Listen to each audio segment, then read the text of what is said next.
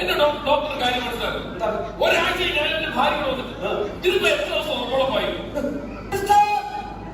ഈ ആൾക്കാരുടെ ഭാര്യയ്ക്ക് ഒരു 5 സ്റ്റാൻഡ് കൂടെ സ്ഥാപിച്ചിരിക്കും. എന്നെ പഠിപ്പിക്കാൻ തരിക ഡോക്ടർ. ഞാനൊക്കെ വരട്ടെ. തനിക്ക് വേണമെന്ന് പറഞ്ഞ് വീട്ടിൽ വന്ന് ചികിത്സിക്കുന്ന കാലം കഴിഞ്ഞു.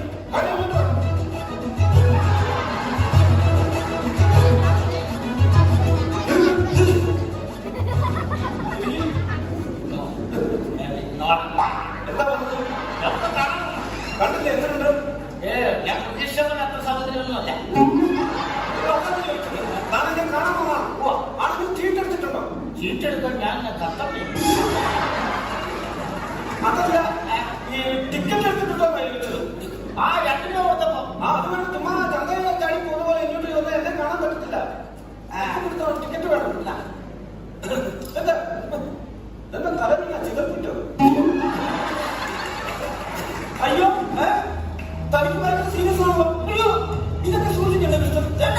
ഇപ്പോഴത്തെ ചെറുപ്പക്കാർക്ക് ഒരു കെയറില്ല. അയ്യോ, തനിക്ക് ഭയങ്കര സീരിയസ് ആണ്. എല്ലാ പറ്റിയത് വേണം. തനിക്ക് ഷുഗർ തീരെയില്ല. ഷുഗർ 40. എടാ പൊട്ടക്കണ്ട ഭ്രാന്ത. ഷുഗർ 40 നല്ല ഷുഗർ. എന്റെ പേര് 40 വയസ്സല്ലേ. തലയ്ക്ക് ഭയങ്കര പെരുപ്പാ. തലയ്ക്ക് പെരുപ്പാ. ഇതല്ലേ മിസ്റ്റർ ആദ്യം പറയേണ്ടത്? ആണോ? ഇതല്ലേ ആദ്യം പറയേണ്ടത്? ഇപ്പൊ എന്താണ് അവസ്ഥ? എന്താണ്? തലയ്ക്ക് ഭയങ്കര പെരുപ്പാ. അന്ന് വരുന്നുണ്ടോ? ശ്രദ്ധിക്കാൻ വരുന്നുണ്ടോ? ഞാൻ പറ്റില്ല. ഡോക്ടർ പോയി തനിക്ക് ശ്രദ്ധിക്കാൻ വരുന്നുണ്ടോ? ശ്രദ്ധിക്കാൻ പറ്റില്ല. ശ്രദ്ധിക്കാൻ പറ്റില്ല. ഇല്ല. ഓർമ്മുള്ള ആളല്ലേ? ടീച്ചർ എടുത്തായിരുന്നോ? ടീച്ചർ എടുക്കാൻ ഞാൻ പെരുപ്പാ. എന്തൊരു കഷ്ടമാണെന്ന് പറഞ്ഞത്. ഇവിടെ ഓർമ്മുള്ള ആളല്ലേ? അലർജി വല്ലതും ഉണ്ടോന്നാണ് ഞാൻ ചോദിച്ചത്. അലർജി വല്ലതും ഉണ്ടോ?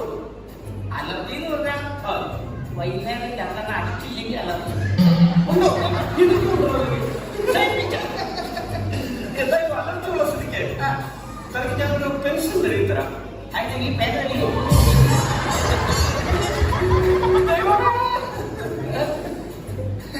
ഞാൻ പറഞ്ഞു. ഈ മൂത്രത്തിക്കാനുണ്ടോ? മൂത്രത്തിക്കാനുണ്ടോ? മൂത്രത്തിക്കാനുണ്ട്. ഇവിടെ ഇതൊക്കെ സൂക്ഷിക്കണ്ടേ? സൂക്ഷിക്കണം. ഞാനിതെങ്ങനെ കളയാൻ പോകും. അങ്ങനെ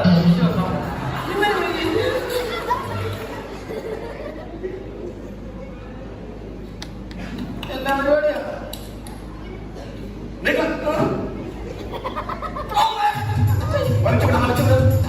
വലിച്ചുവിട്. ഉണ്ടോ?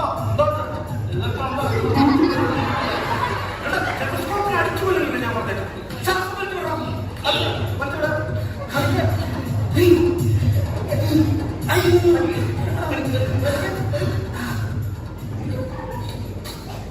എന്റെ മെഡിക്കൽ ജീവിതത്തിൽ ഇങ്ങനെ കേസ് ഞാൻ അറ്റൻഡ് ചെയ്തിട്ടുണ്ട്. താൻ ചത്തു. താൻ ചത്തു. അയ്യോ, പ്ലീസ് ഒന്നുകൂടെ നോക്കിയിട്ട് കാര്യം എനിക്ക് വിശ്വാസമില്ല. താൻ വിശ്വസിക്കണം. സത്യമായിട്ട് താൻ വിശ്വസിക്കണം. എന്റെ വീട്ടിൽ ചെന്ന് പറയണ്ടേ? വേഗം പോയി പറഞ്ഞോളൂ. താൻ മരിച്ചു. പ്ലീസ് ഒന്നുകൂടെ നോക്കണം. എന്ത് കഷ്ടമായിട്ട്. ശല്യപ്പെടുത്തരുത്. വലിച്ചുവിടും. എടാ ഭ്രാന്താ, ഇതെടുത്ത് ചെടിയിൽ വെക്കോ. ഞാനിപ്പോ മരിച്ചു പോകുന്നു പറഞ്ഞ് വീട്ടിൽ വെച്ച് വന്ന് ചാപ്പിട്ട് മേടിച്ചവന്. സിസ്റ്റർ, സിസ്റ്റർ, സിസ്റ്റർ, ഇവിടെ വരും, ഇവിടെ വരും. സിസ്റ്റർ, ഇവിടെ വരും. വളരെ സാധനം. ഈ ആളേക്ക് പച്ചയ്ക്ക് ശിക്ഷിക്കണം. പച്ചയ്ക്ക്. അവൻ എന്നെ മയക്കാൻ നോക്കി. ഒരെണ്ണത്തിന് ഇങ്ങനെ മനുഷ്യനെ നിലനിർത്താനായിട്ട് രാവിലെ എന്താണ് എന്താണ് എന്താണ് ഡോക്ടർ, എന്റെ ഭാര്യ എങ്ങനെയുണ്ട്?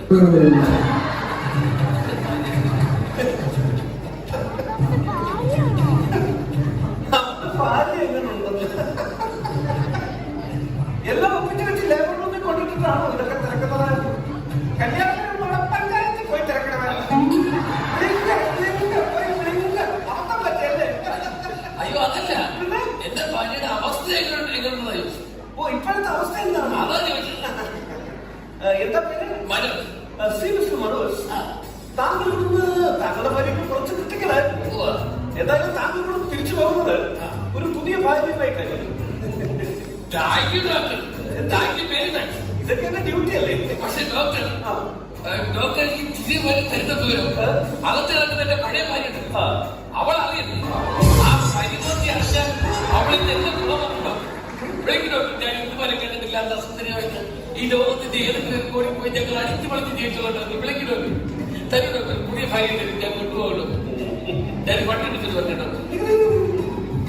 വെക്കാതെ പുതിയ ഭാര്യയായിട്ട് പോകാനിരിക്കുകയാണല്ലേ? അകത്ത് കിടക്കുന്നത് കരിമന്തി. അവളറിയുന്നു. എടാ വേട്ടാ പറയാ, ഞാനിവിടെ ബ്രോക്കറാണ്. പുതിയ ഭാര്യ കൊണ്ട് വന്നിരിക്കുന്നു. നിന്റെ ഭാര്യയുടെ അസുഖം മാറ്റി അവളെ ആരോഗ്യവതിയായി തിരിച്ചു തരണമെന്ന് പറഞ്ഞത്. ഇങ്ങനെ ആശിപ്പിക്കുന്നു. ഭയങ്കര ആശയായി, ഭയങ്കര ആശ.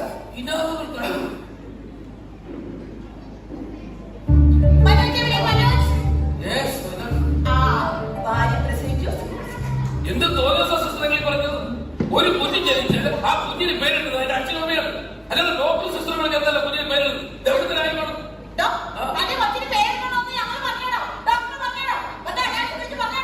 പിന്നെ നിങ്ങളിപ്പോ വന്ന് പറഞ്ഞോ എന്റെ ഭാര്യ പറഞ്ഞ ശിവപ്രസാദ് ഇപ്പൊ വന്ന് പറഞ്ഞല്ലോ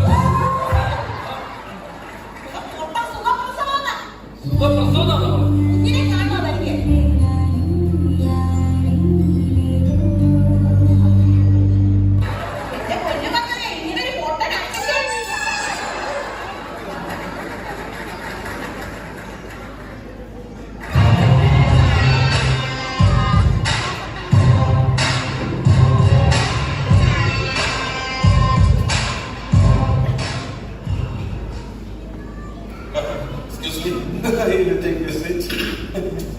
എന്റെ പേര് ഗജേന്ദ്രൻ എന്നാണ്.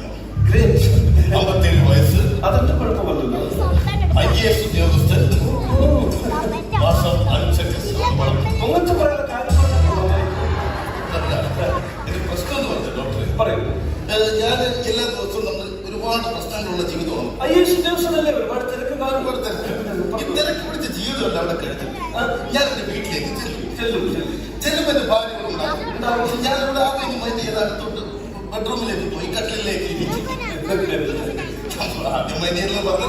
പക്ഷെ ഇവളെ എന്റെ തൊട്ടടുത്ത് വന്നിരിക്കുന്നത് തോളിലോട്ട് കൈ, അവളുടെ കൈ എന്റെ തോളിലോട്ട് കൊണ്ടുവെക്കും.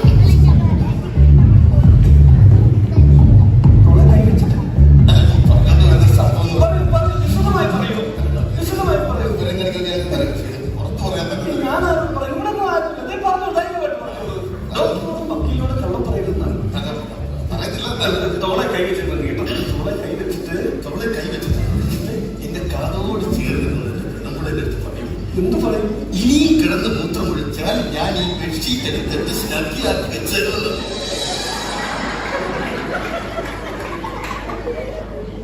എനിക്ക് ഗജേന്ദ്രൻ മന്നാട്ടിയ